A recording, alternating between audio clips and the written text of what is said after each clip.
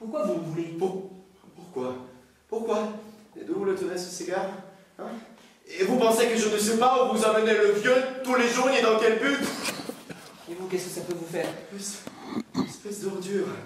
Vos projets infâmes que vous répandez à travers tout le district m'ont fait passer aux yeux de tous pour un homme sans honneur. Nous n'avons rien en commun, vous et moi, alors je vous demande de quitter cette maison à la minute. Je sais que vous êtes énervé. C'est pourquoi je ne vous en veux pas. Mais la mélancolie, il serait temps de la laisser. Vous n'êtes plus un collégien. Mais dehors à la minute! Ah, tiens. Voilà Anna Petrovna. Je m'en vais.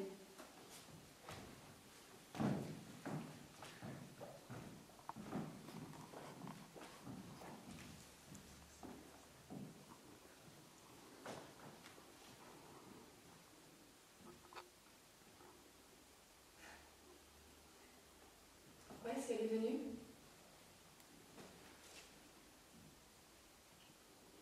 Je te demande pourquoi est-ce qu'elle est venue?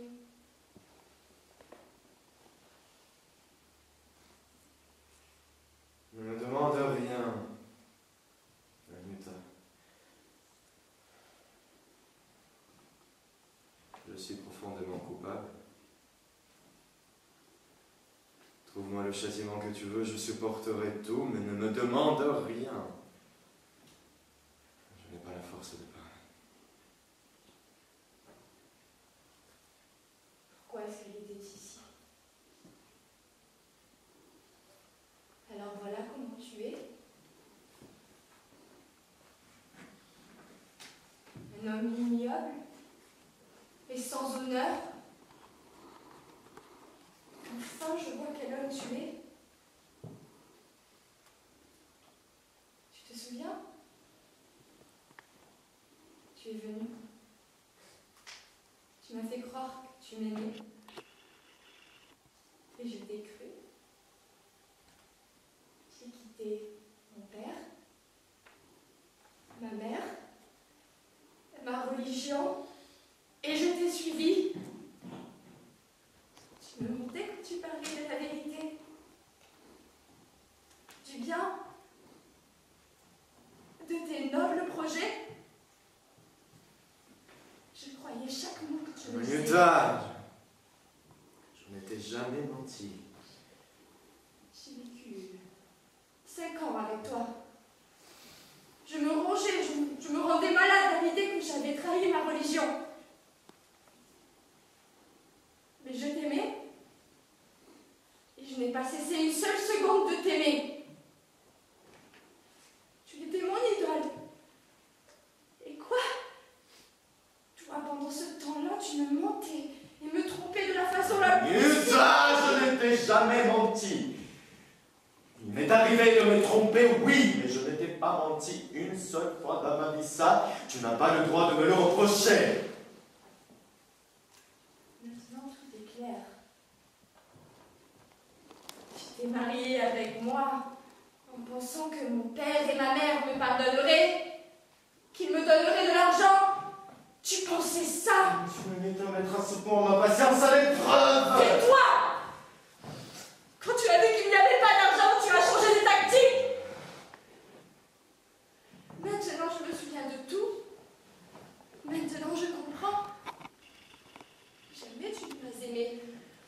Jamais tu ne m'as été fidèle. Ah, Jamais. Sarah, tais-toi. Tais-toi, Sarah. Tu m'as toujours menti. Un homme ignoble et sans honneur. Tu as de l'argent au lieu des dettes. Et pour te libérer de ta dette, tu veux séduire sa fille et la tromper, comme tu m'as trompé moi. Sarah, tais-toi. Je n'ai réponds plus de moi la colère, mais tout que je pourrais t'offenser. Tu m'as toujours trompé, et pas que moi. Toutes tes actions malhonnêtes, tu les mettais sur le compte de Morkine. Mais maintenant, je sais de qui est. Sarah, tais-toi, va-t'en, sinon on va m'échapper. Il y a quelque chose qui me pousse à te dire des mots terrifiants, des offenses. Tais-toi, sale joupine. Je ne me tairai pas, tu m'as trompé trop longtemps pour que je puisse te Prends-le que tu vas bientôt mourir. Le docteur m'a dit que tu allais bientôt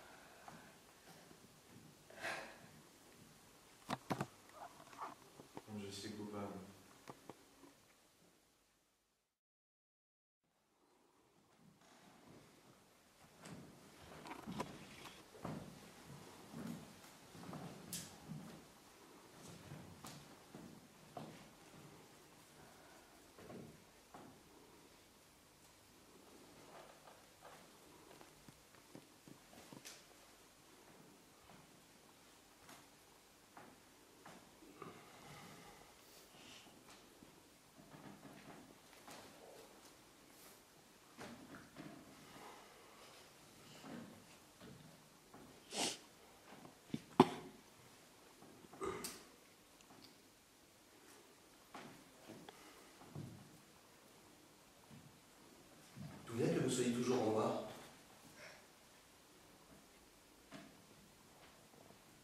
Je suis en deuil de ma vie. Je ne connais pas le bonheur. Mais d'où cela vient-il?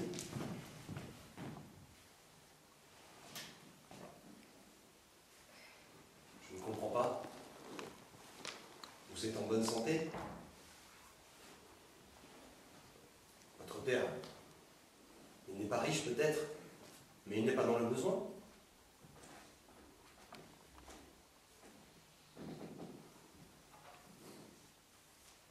Ma vie à moi, elle est beaucoup plus dure que la vôtre.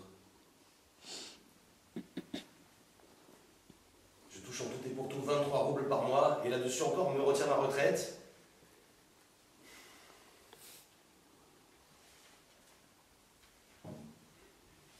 Malgré tout, moi, je ne suis pas en deuil. Ce n'est pas une question d'argent. On peut être pauvre et heureux. Ça, c'est de la théorie. En pratique, voilà ce que ça donne.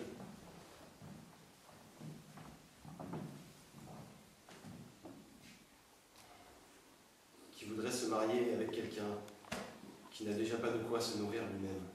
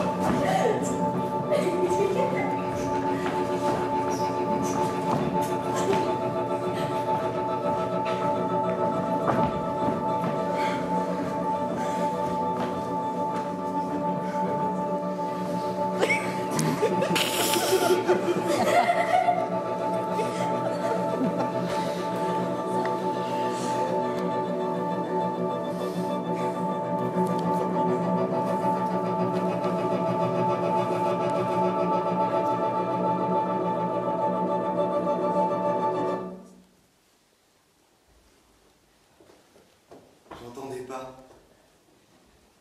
Je ne peux pas vivre sans elle. Même le bruit de ses pas est splendide. Magicienne, mon rêve. Je ne suis pas en retard, non, c'est sûr, je ne suis pas en retard. Non. J'étais si anxieuse. J'ai été si angoissée toute la journée. Je craignais que mon père ne me laisse pas venir ici. Mais il vient de partir avec ma belle-mère. Un soleil rouge, la lune qui se lève, et moi, mon cheval, je le pressais, je le pressais, je le pressais. Mais je suis contente. Ses petits yeux, on dirait qu'ils ont pleuré, ce n'est pas bien. Ce n'est rien. Regardez comme j'ai du mal à reprendre haleine. Mais il faut faire vite. Je serai repartie dans une demi-heure. Impossible. Ne me retenez pas. Au nom du ciel, mon père ne sait pas que je suis là. C'est vrai qu'il est temps de commencer. Il va falloir appeler tout le monde. Mon père et sa femme ne veulent pas que je vienne ici. Ils disent qu'ici, c'est la bohème. Mais moi, je suis attirée vers ici, vers le lac, comme une mouette.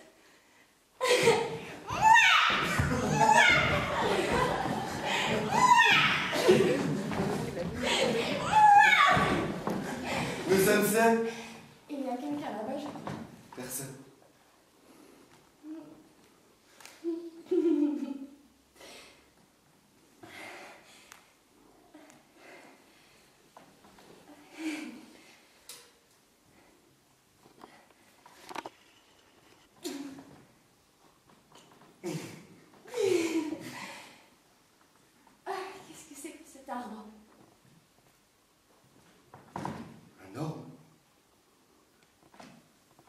d'où vient qu'il soit si sombre? C'est déjà le soir, à la nuit, tous les objets s'assombrissent. Ne partez pas trop tôt, Nina, je vous en supplie. Impossible. Et si c'était moi qui allais chez vous? Je resterai toute la nuit dans votre jardin et je regarderai votre fenêtre. Impossible. Le gardien vous remarquerait. Et puis Trésor n'est pas habitué à vous, il pourra aboyer. Je vous aime. Chut. Qui est là? Pierre-Gaude, c'est vous? C'est l'heure, la lune se lève. Il va falloir y aller, tout est prêt là-bas. Vous êtes ému? Oui, très. Votre mère, elle, ça va, je ne la crains pas. Mais Trigorine est chez vous! Un écrivain connu, jouer devant lui, j'ai honte et ça me fait peur. Il est jeune. Oui. Comme ces nouvelles sont merveilleuses. Je ne sais pas, je n'ai pas lu. C'est compliqué de jouer dans notre pièce. Oui, il n'y a pas de personnages vivants. Des personnages vivants. Il faut peindre la vie non pas telle qu'elle est, ni telle qu'elle doit être, mais telle qu'elle se représente en rêve. Oui. Mais dans votre pièce, c'est juste un texte à dire. Il y a peu d'action. Pour moi, dans une pièce, il doit absolument y avoir de l'amour. Le temps devient humide, rentrez mettre mon caoutchouc. J'ai chaud, moi. Devant une actrice, vous êtes tous prêts à tomber à genoux, tous. Voici devant toi. Mais alors, si on traite les artistes dans la société différemment que, mettons, les commerçants, c'est dans l'ordre des choses, c'est parler d'Alice. Les femmes se sont toujours jetées à votre cou, elles sont toujours tombées amoureuses de vous, ça aussi c'est par idéalisme. Et après. Dans mes relations avec les femmes, il y avait beaucoup de mots. Ils appréciaient d'abord en moi un excellent médecin. Il y a 10-15 ans de ça, souvenez-vous, j'étais le seul accoucheur valable de la province. Et puis, j'ai toujours été honnête.